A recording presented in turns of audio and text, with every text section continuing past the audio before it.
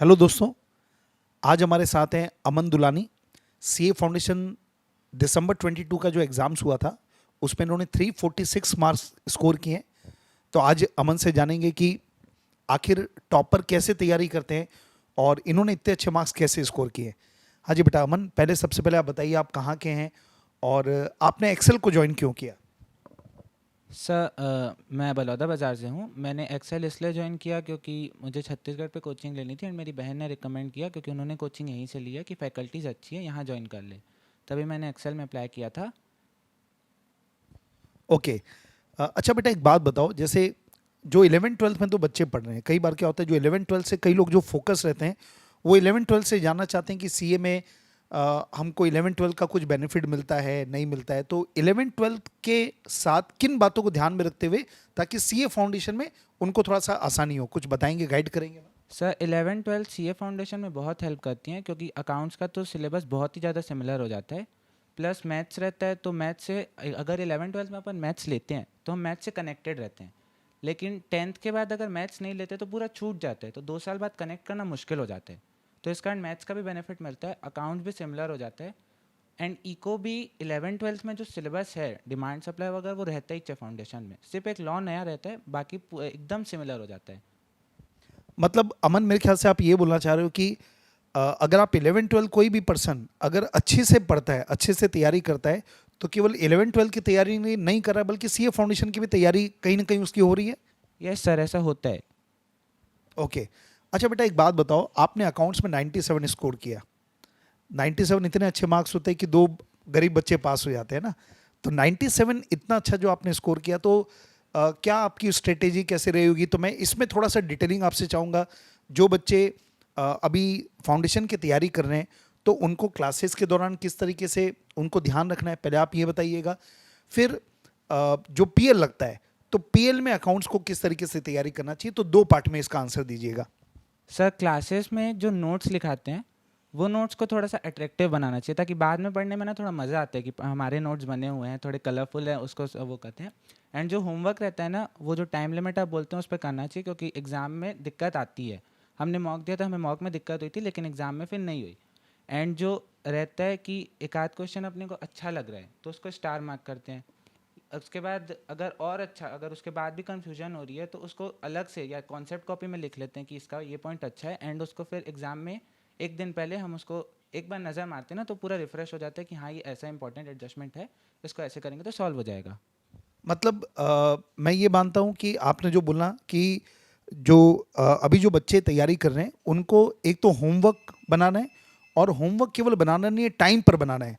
मैं normally class में बताता हूँ कि ये 3 क्वेश्चन है और वो 3 क्वेश्चन आपको 45 मिनट में ख़त्म करना है, 1 घंटे में ख़त्म करना है। तो कहीं ना कहीं टाइमलाइन इंपॉर्टेंट है, उसको अगर ध्यान रखते हैं तो वो एक हैबिट पड़ती है स्पीड बनाने की। ये बोल यस रहे हैं। सर। और जो इन्होंने क्या किया, जो क्वेश्चंस इनको अच्छे लगते थे उनको स्टार मार्क करते थे। और एक कॉन्सेप्ट कॉपी में क्लास में बोलता हूँ कि आप बनाइए, उसमें जितने भी चैप्टर से रिलेटेड जो इंपॉर्टेंट बातें हैं वो सब नोट करो। तो कहीं ना कहीं पीएल में और एग्जाम के दिन में उसका बहुत फायदा मिलता है। हाँ सर, यानी एकदम ना कंसाइज हो जाता है हमारा अकाउंट्स का सिलेबस। तो एकदम जैसे एक दिन का भी समय रहता है ना तो उसमें पूरा पोर्शन कवर किया जा सकता है। एंड प्लस अकाउंट्स तो फर्स्ट एग्जाम रहता है तो अगर हमको ज़्यादा ड्यूरेशन चाहिए तो हम 2 दिन भी दे सकते हैं उसमें। ओके, मतलब अल्टीमेटली में अकाउंट्स का कोर्स जो है ना बहुत वास्ट है।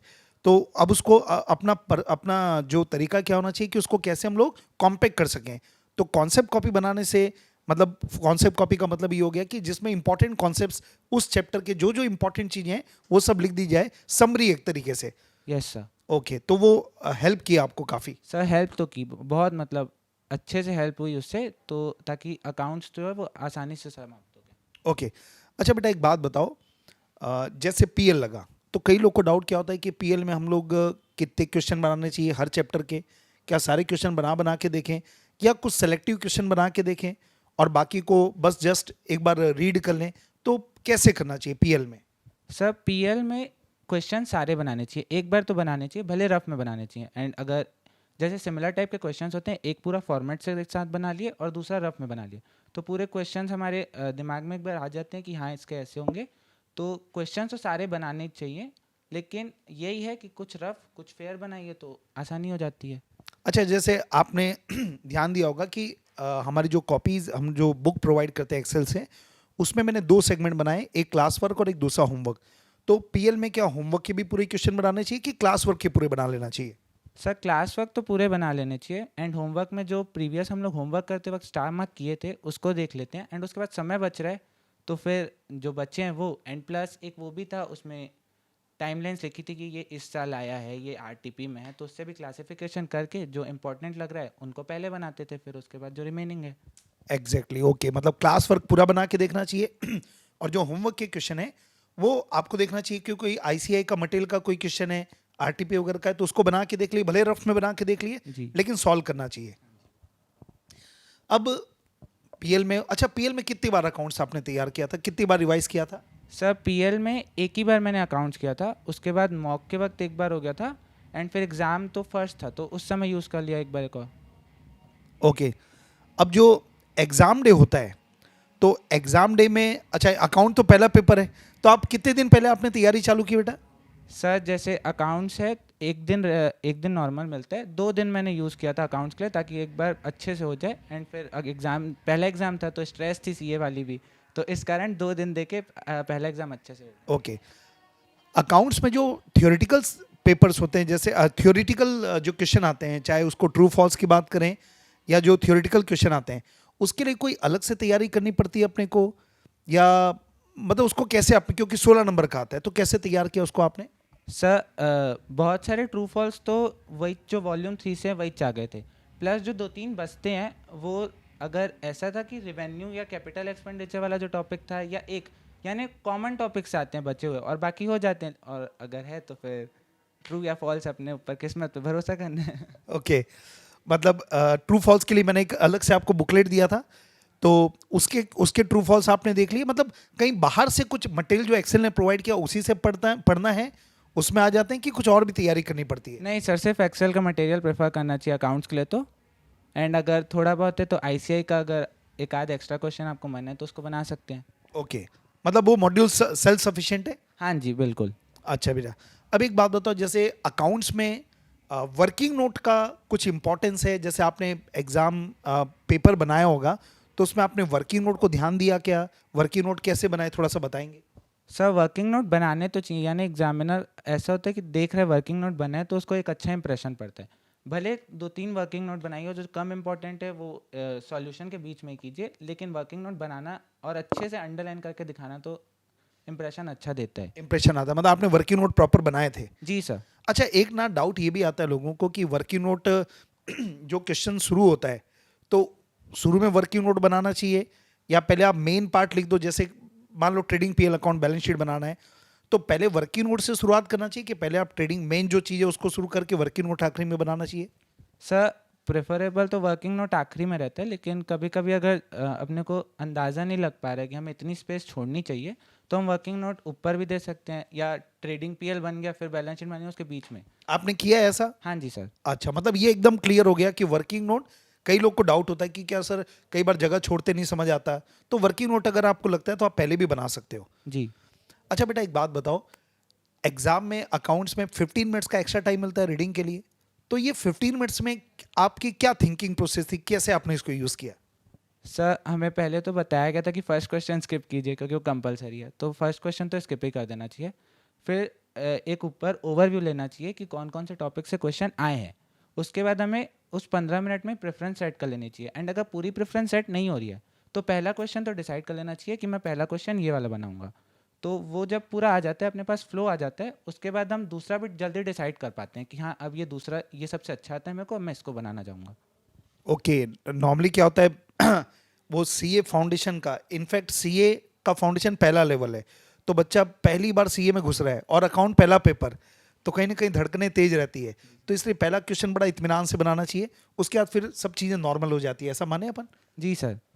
ओके, अमन, मैथ्स में तुमने 85 स्कोर किया है, तो मैथ्स में बच्चे काफ़ी डरते हैं, खासकर वो बच्चे जो 10th के बाद जिन्होंने मैथ्स नहीं पढ़ा, उनको बड़ा डर लगता है मैथ्स में, घबराहट होती है, तो आपने 85 स्कोर किया है, तो थोड़ा स्ट्रेटेजी बताइए बेटा।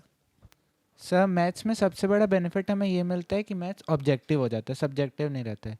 तो उसको रफ में प्रैक्टिस करते जाएंगे, क्योंकि अगर डिस्क्रिप्टिव रहता तो टाइम लगता, लेकिन ऑब्जेक्टिव में जितनी ज़्यादा प्रैक्टिस करेंगे उतना जल्दी हमें क्वेश्चन क्लिक करेंगे। क्योंकि बहुत दिक्कत तो ये आती है कि जज नहीं हो पाते हमसे कि क्वेश्चन कौन से चैप्टर का है, क्योंकि टुगेदर आ जाते हैं। तो प्रैक्टिस करते हैं तो तुरंत पता चल जाता है कि हाँ ये इस चैप्टर से क्वेश्चन है, इसमें ऐसे होगा, इसमें ये फार्मूला लगेगा। And formula to the point है ना, याद रहना चाहिए कि यहाँ पे ये फार्मूला यूज़ करेंगे तो तुरंत आंसर आ जाएगा। मतलब मैथ्स में कुल मिला के ऐसा लग रहा है कोई डरने की जरूरत नहीं है, लेकिन रोज प्रैक्टिस ज़्यादा करना चाहिए, खासकर जिनका छूटा हुआ है तो उनको बाकी सब्जेक्ट से थोड़ा टाइम बचा के और मैथ्स में डाल देना चाहिए, ऐसा लगता है। यस सर, लेकिन बाकी सब्जेक्ट को भी इक्वली इंपॉर्टेंस देनी चाहिए। मैथ्स हमें लगता है मैथ्स हमारे साथ साइकोलॉजिकली खेलते हैं, इतना कोई डिफिकल्ट सब्जेक्ट है नहीं, वो बहुत बेसिक चीज़ें रहती हैं, वो एक बार समझते हैं तो दिमाग में बैठ भी जाती है, उसको याद भी करना नहीं पड़ता है फिर। ओके। और फाइनली बेटा एक बात बताओ कि और आपको अगर कुछ भी और एक्स्ट्रा लगता है, जैसे मेरे को एक चीज़ लगता है जो आजकल सबसे ज़्यादा जो प्रॉब्लम आती है ना बच्चे को, वो रहता है कि वो टाइम निकाल ही नहीं पाता, वो सोशल मीडिया में इतना ज़्यादा घिरा हुआ रहता है कि उसके पास समय नहीं रहता, उसको लगता है कि मेरे पास टाइम नहीं है पढ़ाई करने का। तो सोशल मीडिया का कैसे मैनेजमेंट किया बेटा आपने, बताइए। सर सोशल मीडिया अपने आप कम हो जाता है अगर आप तो पढ़ाई पे ध्यान देंगे थोड़ा। एंड अब जैसे हमारा टाइम टेबल थोड़ा फिक्स करते हैं कि ये स्लॉट पे अपन ये सब्जेक्ट पढ़ेंगे, तो सोशल मीडिया के लिए अपने पास टाइम बचता भी नहीं है। एंड थोड़ा बहुत एंटरटेनमेंट या इन्फॉर्मेशन के लिए तो चलता है, उतना तो फाउंडेशन लेवल पे कर ही सकते हैं। ओके। मतलब हाँ, ये अच्छा बात लगा कि चीज़ों का स्लॉट बना लो आप, है ना, कि मेरे को ये अकाउंट का टाइम है, ये टाइम है, ये टाइम है, ये टाइम है, तो पहले प्रायोरिटी बेसिस पे ये स्लॉट निपटा दिए और जो बचा हुआ टाइम है उसमें आप सोशल मीडिया यूज़ कर सकते हैं। Yes sir. अच्छा। सोशल मीडिया हो गया। अच्छा, संडे को कैसे यूज़ करना चाहिए, खासकर जब एग्ज़ाम पास आ रही होती तो कैसा, क्या पूरा संडे पूरा दिन भर चिल करना चाहिए, या थोड़ा बहुत पढ़ाई के टच में भी होना चाहिए? सर संडे को यूटिलाइज करना चाहिए, जो या तो बैकलॉग क्लियर कर लेते हैं या जो शुरू शुरू में टॉपिक्स पढ़ा है जो अब हमारे दिमाग में इतने फ्रेश पड़े नहीं हैं, तो उनको एक बार रिवाइज कर लेते हैं। एंड पूरा दिन तो नहीं पढ़ना रहता है, अगर 3-4 बजे तक भी पढ़ें, उसके बाद 4 से सीधा रात तक के तो हम एंजॉय कर सकते हैं संडे। अच्छा, मतलब एक अच्छी बात लग रही है मेरे को आपकी कि संडे को आपको एक पार्ट, जो फर्स्ट पार्ट है दिन का, उसको आप बढ़िया यूज़ कर लो, चाहे पुराने बैकलॉग्स निपटा लो या अगर कोई पुरानी चीज़ें जो रिविजन्स वगैरह वो सब आप कर लो। अच्छा, एक आखिरी क्वेश्चन है मेरा। हम लोग एक्सेल में वीकली टेस्ट लेते हैं और मॉक टेस्ट भी लेते हैं जब खत्म होता है, तो उसका कुछ यूज़ होता है, कुछ फ़ायदा मिलता है? सर वीकली टेस्ट रहती है तो प्रेशर में पढ़ लेते हैं कि हाँ अब वीकली टेस्ट आ रही है, वीकली टेस्ट देंगे, उसमें एग्जाम में अच्छा मार्क्स आए नहीं है, उससे जज एक कॉन्फिडेंस भी आता है। कॉन्फिडेंस चला भी जाता है अगर कम है तो उसको गिराने से अच्छा तो बढ़ा लेते हैं। फिर जैसे फाइनल एग्जाम के दिन हमें कुछ नया नहीं लगता है, वीकली टेस्ट सॉर्ट ऑफ ही लगता है कि हाँ। एंड प्लस मॉक भी हो जाता है, तो जो टाइम मैनेजमेंट वाली दिक्कत होती है टुगेदर कि 3 घंटे का पेपर है, तो वो भी मॉक के कारण पूरा एक बार आइडिया लग जाता है कि ऐसे ऐसे हमारी प्रोग्रेस रहेगी या हमारी अप्रोच रहेगी क्वेश्चन पेपर को अटेम्प्ट करने की, तो इजी पड़ जाता है। कई लोग ना, मैं देखता हूँ कि तैयारी नहीं हो पाती या कम तैयारी हो पाती, तो वो भागने की कोशिश करते हैं कि वीकली टेस्ट नहीं देते ज़्यादा अच्छा है। तो क्या सही पॉलिसी है? नहीं सर, वीकली टेस्ट नहीं देते वाला पॉइंट तो सही नहीं है, क्योंकि अगर कम भी आ रहा है तो सिर्फ हमें पता है ना कम है, बाकियों को थोड़ी पता चल रहा है। तो हम अपना देखेंगे, अगर हमें कम लग रहा है तो हम इम्प्रूवमेंट करेंगे। जस्ट तो कर लें एक बार कि हम कौन सी पोजीशन में हैं, थोड़ा आगे बढ़ने के लिए जस्ट तो करना पड़ेगा ना, तो उसके लिए वीकली टेस्ट देना चाहिए भले तैयारी ना हो। ओके। तो अमन ने काफ़ी अच्छे टिप्स दिए हैं और मैं उम्मीद कर रहा हूँ कि काफ़ी हेल्पफुल रहेगा, इवन 11th-12th के जो बच्चे हैं उनको भी हेल्पफुल रहेगा, और जो सीए फाउंडेशन में जो एग्ज़ाम की भी तैयारी कर रहे हैं उनके लिए भी काफ़ी हेल्पफुल रहेगा। अमन, मैं ये आपको बेस्ट विशेस देता हूँ कि सीए इंटरमीडिएट में आप ऑल इंडिया रैंक आएँ, तो इन्हीं शुभकामनाओं के साथ thank you. Thank you sir.